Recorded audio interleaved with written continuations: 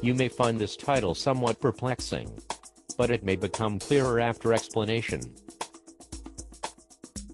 To begin with, I personally believe that abortion is wrong, that it is murder. You may not, so be it. But we will use my assertion to get to the point. If abortion is wrong, then there are serious ramifications for a woman considering it. Regardless of her decision, it will be life-changing. Why do most women ever consider having one? Economics. They cannot afford to have the baby. It is that simple. Whether a teenage girl, adult, or one who already has too many kids. In most cases, without substantial material help from others, the mother cannot do it alone. She can't afford to have it, much less raise it. If she is a teenage girl, how is she to do this? Often the parents throw her out of the house. Even if not, she is the subject of scorn and verbal abuse from parents and peers alike. What most forget is that she is a human being who has made a mistake and now needs the help of others. Single adult mothers also cannot do it alone, without help from others. They may already have more kids than they can afford to feed.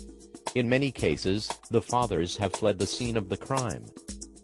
To add insult to injury, we have the pious-sounding rhetoric of the Vatican, which puts her in a double bind. She is called a sinner for getting pregnant, and will be continued to be treated as such, if she keeps the baby. If she aborts the baby, she is called a murderer. At the same time, the Church, the Vatican, and most Catholics will do nothing of substance to help her. This is very cruel. She needs food, clothing, often a place to live. Once the baby is born, and if she wishes to keep it, she will need continued help so she can raise the child properly. What has the Catholic Church done to help women in crisis pregnancy? Virtually nothing. A few small efforts, largely for show. Yet over some 35 years, millions upon millions of dollars have been wasted on pro-life seminars, protest marches, books, screaming at and shaming pregnant women. How a Christian? And even more resources are wasted on trying to change public policy in U.S. civil law. The Church has absolutely no right, and no business trying to influence civil law. What it should be doing is to pour its vast wealth into comprehensive material help for women in crisis pregnancy, most of whom are poor or lower class.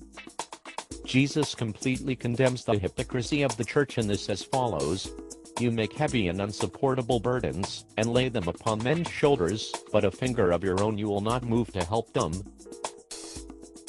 As the Vatican is the wealthiest entity on earth, they have no excuse not to divest themselves of their wealth to help the poor. There is no rational excuse for the Vatican not to give these women a free alternative to abortion. Because, in light of what Jesus taught, there is only one logical conclusion. They do not really believe in God, they merely pretend to.